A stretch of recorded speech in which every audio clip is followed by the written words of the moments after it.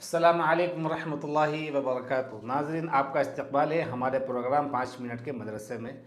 इंशाअल्लाह दोस्तों, इस बार भी आज हम कुछ अहम मौज़ूआत पर, कुछ नई नई बातें पर गुफ्तगू करने वाले हैं। तो दोस्तों, चलते हैं अब अपने उन्वानात की तरफ। आज का हमारा जो सबसे पहला मौज़ू है दोस्तों, वो है कुरान।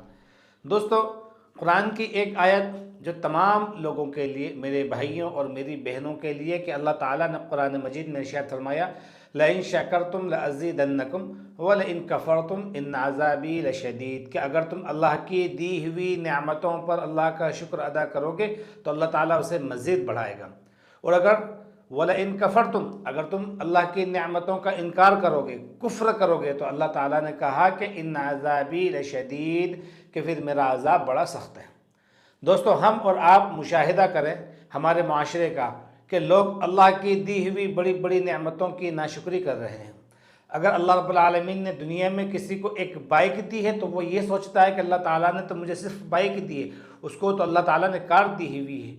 अल्लाह रब्बुल आलमीन का दोस्तों वो नाशुक्रा बन जाता है। नहीं मेरे भाइयों, मेरी बहनों, हमें ये चाहिए कि हम अल्लाह के शुक्रगुजार बंदे बने।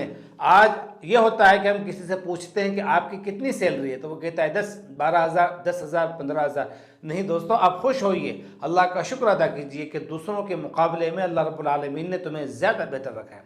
एक हदीस जो इस बात की तरफ इशारा करती है, नबी सल्लल्लाहु अलैहि वसल्लम ने फरमाया, तुम उन लोगों की तरफ देखो जो तुमसे नीचे हैं, अपनों से ऊपर वालों की तरफ ना देखो। उससे क्या होगा कि अगर नीचे वालों की तरफ देखोगे तो अल्लाह की शुक्रगुजारी पैदा होगी, और ऊपर वालों की तरफ देखोगे तो फिर अल्लाह की नाशुक्री करोगे।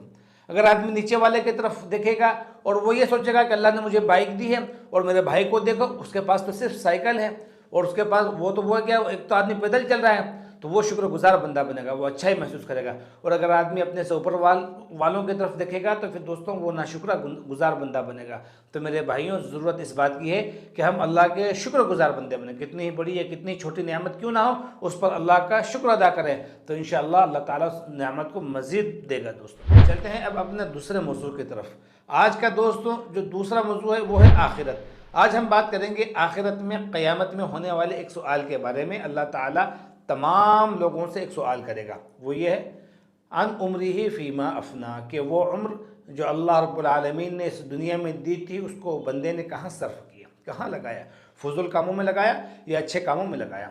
याद रखिए दोस्तों, मुझे और आपको, मर्द और औरत को, हर एक को अपनी उम्र के बारे में अल्लाह ताला को आखिरत में जवाब देना है। अल्लाह ताला ने 50, 60, 70 साल जो उम्र दी है उसमें हमने कितने अच्छे काम किए, कितने बुरे काम किए, वो सारी चीज़ें अल्लाह रब्बुल आलमीन को हमें बतानी है। आपको पता है अल्लाह के नबी सल्लल्लाहु अलैहि वसल्लम ने ख़ास करके कहा, वान शबाबिही फ़ीमा अबला, और नौजवानों से पूछा जाएगा कि उन्होंने अपनी नौजवानी कहाँ सर्फ की, कितनी हराम अशिया इस्तेमाल करके सर्फ की, फिल्में देख करके या हराम चीज़ों को खाने पीने में सर्फ की, कहाँ सर्फ की, कहाँ ख़त्म की।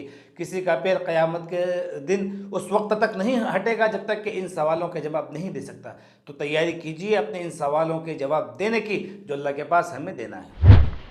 बढ़ते हैं अब अपने अगले मौजू की तरफ। हमारा अगला मौजू है दोस्तों अस्माए हुस्ना, अल्लाह ताला के नामों के बारे में। पिछले कुछ एपिसोड में हमने अल्लाह रब्बुल आलमीन के नामों को देखे। आज के इस एपिसोड में हम अल्लाह के एक इस्म, अल्लाह का नाम अल बातिन के ताल्लुक़ से, अल्लाह ताला ने कुरान मजीद में कहा, हुवल अव्वल वल आखिर वल ज़ाहिर वल बातिन, कि अल्लाह रब्बुल आलमीन ही पहले है, वही आखिर है, वही ज़ाहिर है और वही बातिन है।